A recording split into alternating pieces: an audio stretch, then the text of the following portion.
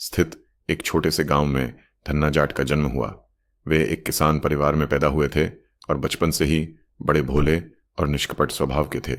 खेतीबाड़ी में उनकी विशेष रुचि थी और वे अत्यंत परिश्रमी थे, लेकिन उनके भीतर ईश्वर के प्रति असीम भक्ति की एक चिंगारी थी जो समय के साथ प्रज्वलित होती चली गई। संतों के प्रवचन से मिली प्रेरणा एक बार धन्ना जी के गांव में एक संत का आगमन हुआ। संत गांव में भगवान की भक्ति और प्रेम के विषय में प्रवचन कर रहे थे। धन्ना भी वहां बैठकर ध्यानपूर्वक संत की बातें सुन रहे थे। जब संत ने कहा, जिसे सच्चे मन से भगवान की भक्ति प्राप्त हो जाती है उसके लिए संसार के सारे सुख व्यर्थ हो जाते हैं, तो धन्ना के मन में भी प्रभु दर्शन की तीव्र इच्छा जाग उठी। धन्ना ने संत से पूछा, मुझे भगवान के दर्शन कैसे होंगे? संत ने उत्तर दिया, अगर तुम पूरी श्रद्धा और प्रेम से भक्ति करोगे तो भगवान अवश्य प्रकट होंगे। भगवान की मूर्ति की प्राप्ति धन्ना के मन में भगवान के प्रति गहरी श्रद्धा उत्पन्न हो गई। उन्होंने संत से भगवान की मूर्ति की मांग की। संत ने उनकी निष्कपट भक्ति को देखकर उन्हें भगवान श्री कृष्ण की एक छोटी सी मूर्ति दे दी और कहा, अब से तुम इसी मूर्ति की पूजा करना और अपने मन, वचन और कर्म से भगवान की सेवा करना। धन्ना ने मूर्ति को बड़े प्रेम से लिया और अपने घर ले गए। उनके हृदय में यह अटूट विश्वास था कि यह केवल पत्थर की मूर्ति नहीं बल्कि स्वयं भगवान श्री कृष्ण हैं।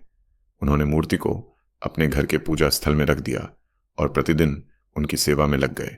भगवान के लिए भोजन की व्यवस्था धन्ना बड़े भोले और सरल थे।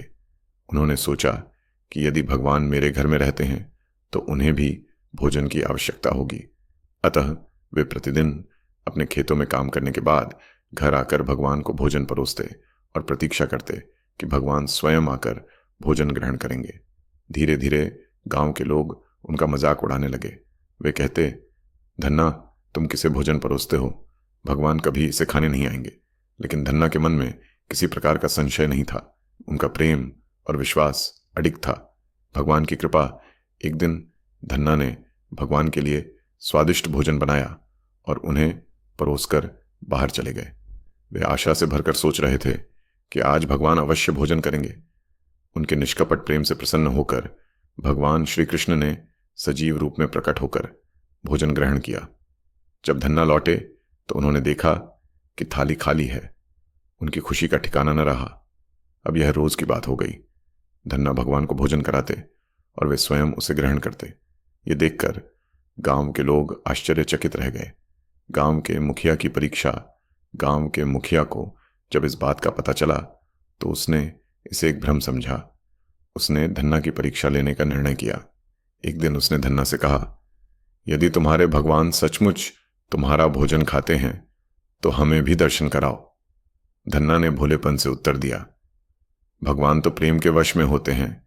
यदि आपकी भक्ति सच्ची होगी तो वे अवश्य प्रकट होंगे। मुखिया और गांव के अन्य लोग भोजन की थाली रखकर छिपकर देखने लगे, लेकिन इस बार भगवान प्रकट नहीं हुए। धन्ना निराश हो गए और रोते हुए बोले, हे प्रभु, आज आप क्यों नहीं आए? तभी आकाशवाणी हुई, धन्ना, मैं केवल प्रेम के वश में हूं। जिन्हें संदेह है उन्हें दर्शन नहीं दे सकता। यह सुनकर गांव के मुखिया को अपनी गलती का एहसास हुआ और उसने धन्ना से क्षमा मांगी। धन्ना की भक्ति का प्रभाव धीरे धीरे धन्ना की भक्ति की ख्याति दूर दूर तक फैलने लगी। लोग उनसे प्रेरणा लेने लगे। वे समझ गए कि भक्ति में किसी जाति